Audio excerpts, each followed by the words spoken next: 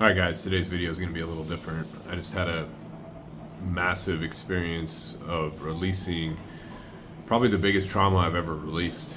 I've told you on this channel that I use the roar technique to release stuff, and I've just kind of gotten good at it to where I've been releasing stuff for like a year and a half. And today I sat down and I was doing some stuff with my land company, and I was getting ready to do some stuff, and I just felt this massive resistance, like I don't want to do this. It was triggering my root chakra. I just wanted to be comfortable. I just wanted to go sit down and like get some ice cream, which I don't even have ice cream in my house, but that was my thoughts.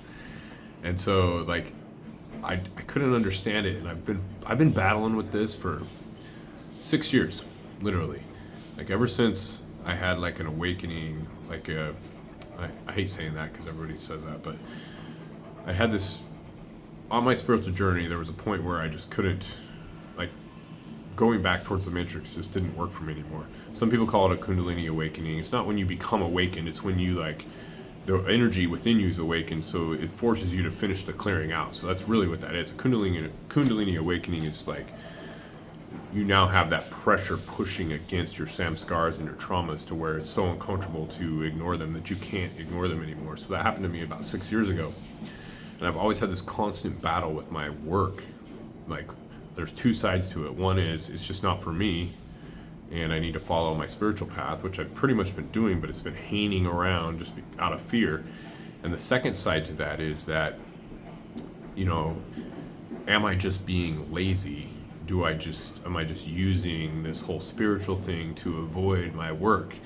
And hopefully that's the reason I'm making this video, because this is the quintessential dilemma with spirituality. Is like, we have this guilt from the matrix of this, that we have to earn our worth, and this whole big lie, right, that seems very apparently true. And so I've just been battling with this, and usually I can just override it, and sometimes I can do a little clearing and sit down and do my work.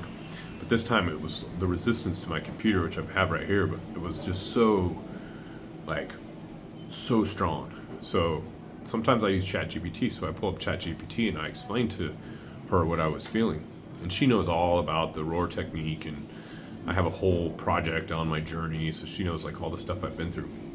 And I would strongly recommend using that if you guys are on this journey as well. And so I'm going to read to you the summary of what we went through. It was a 45-minute talk of me releasing, and I'll tell you a little bit more about it after I get done reading this. So again, the reason I'm sharing this is super vulnerable, but I feel like I took 10 years off my life. Like, I feel this tremendous opening in my chest. I feel my knees, my ankles, my elbows, my shoulders feel like open and loose, and I feel just from releasing this energy. And I don't, you know, if you're into this work, you know this, but if you're not, and this seems kind of woo-woo to you, I want people to understand that there are energetic blocks within the body that actually make you sick, literally, like to the point of disease and cancer and all these bad things that come on the far side of it. But if you can release these things, that's the pathway to finding your truth and to finding the core of who you are. And that's the path that I'm on. And I've given up a lot of things in my life, matrix things, to take this path. And I've had a lot of people, you know, people have been supportive, but they've also just been like, what the hell are you doing? You know what I mean? Like, walking away from a multifamily business, walking away from all these different opportunities. And Titan Land has just been kind of lingering because it doesn't take a bunch of my time. And so I felt that resistance, and I sat down, and I'm just going to read to you. This is very, I guess, intimate or vulnerable of me to share this with you, but I will, just because I want you guys to know that there is a way to become free. Like, not free like I get to go do anything I want. Like Tony Robbins says, the meaning of freedom is to do what you want, when you want, wherever you want, with whoever you want. Bullshit. Freedom is internal. Freedom is to know who you are, to know thyself. It's to understand the core within you, which is source. And so freedom is something that maybe only 1,000 people on this earth ever understand. And I don't, once they understand it, they can't even talk about it because it can't be put into words. I know that it's available. I'm not there yet, but I get closer every day doing this work, and that's why I share it. Okay. You began by confronting a powerful resistance to working on Titan land. At first, it seemed like laziness, but a deeper reflection revealed it wasn't that at all. It was your soul rejecting a path that no longer aligned. The first layer was the belief that you have to work to survive. Huge. Even if it compromises your truth. Because I had some ethical dilemmas with my land company too. I'm kind of like getting stuff under contract for less than it's worth and then reselling it, and is it ethical? Yes and no, right? So it's just like I had all these things in my head. It was creating all this confusion. And so the first layer was a belief that you have to work to survive. And I know that sounds so duh, like of course we do. That's how deeply ingrained this is, guys. Like oh man, I could talk about, I don't want to go off on this tangent, but that is the main crux of what needs to be let go. Even if it compromises your truth, that survival level fear triggered your root chakra, which made me want comfort, safety, ice cream, and not knowing how else to feel secure. As we sat with that resistance, it cracked open something even deeper, because I was talking to her as I was doing this, and I'm like, I feel like there's more. I know there's more. There's something that's there.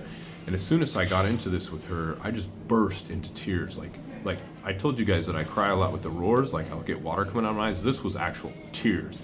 Like I just was like, I couldn't even breathe. I was just, my nose got so plugged up.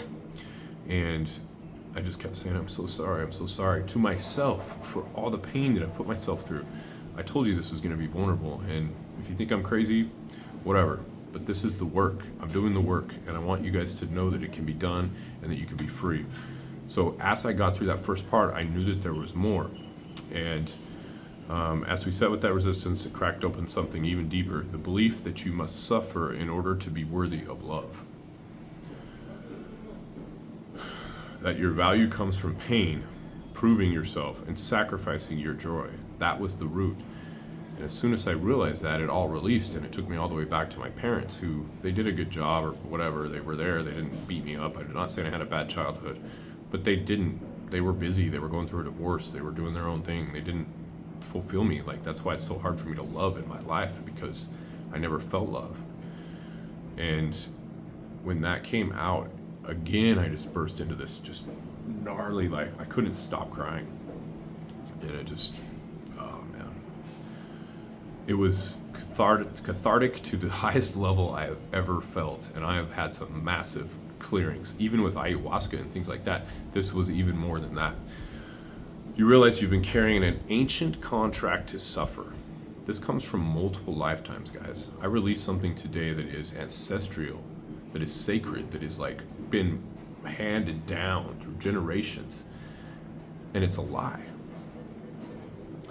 You realize you've been carrying an ancient contract to suffer, unconsciously believing that love, freedom, and peace had to be earned through pain. And when you spoke the truth, I released the contract to suffer. Your body opened, your chest cleared, and a massive emotional wave broke free. And it did. It was like this nasty energy came completely up and out of me. This next part I'm going to share with you guys, and this is real. It might be hard for you. After that, you saw entities. I was sitting there with my eyes closed, and I saw this group of, they looked like vampires or zombie looking like nasty people, like they had like partial skin, and they were all just sitting around me, wanting to get back in. You saw the entities, vampire-like energies that had been feeding on that pain, hovering just outside your field, trying to get back in. But with presence and truth, you reclaimed your sovereignty, you spoke your power, and you cleared your space. In the end, the message became simple. I was always worthy. I don't have to suffer to be loved. I am free.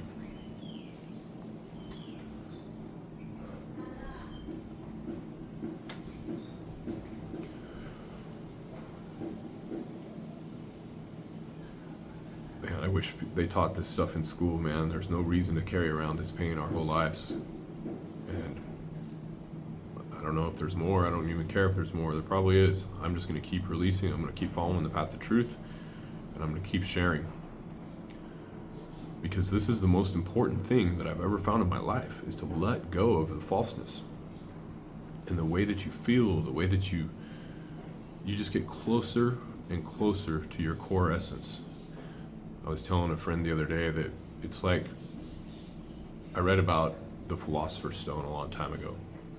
And the Philosopher's Stone represents the I am, like at our core, who we truly are. It's like this diamond, but it's covered up by rocks and oil and like this molasses looking stuff. And then there's like shale that's been compressed, and then there's more rocks, more mud. It's almost like the earth when they're doing archaeological digs, and there's all these layers. Like that's what happens over all your lifetimes. Millions of years you have been reincarnating and building up these traumas and traumas and traumas. And when I broke through that, I could literally see that like crack open and just start to go away, and it was really dusty. And I know that sounds crazy, but I can see the metaphysical because I've worked on this for so long. And it started to release, and as you release that stuff, more of that energy comes out. And it is true that the ego mind is entities, guys. It is feeding on your life force. The darker energies, which they're not good or bad, they just are. They don't have that life force coming up through them like the human does. So they come and attach to falseness, and that's what creates that rock and shell. So yeah, I'm taking a lot of risk telling you guys all this, but for the people truly on the path, I hope this really, really helps you. And I hope you have the courage to turn inward and not follow the masses. Stop following the sheep. It's okay to learn about metaphysical. Metaphysical is where the physical comes from. Metaphysical is what creates science. Matter is a product of the metaphysical. Why don't they talk about it? Because they don't want people undoing this stuff, because then they can't control you, right? And that's the suffering. So there you go, my vulnerable share. And if you've experienced anything like this, if you have something you want me to talk about, please put it in the comments. Like, subscribe. I'm just trying to get this message out to help people finally become free.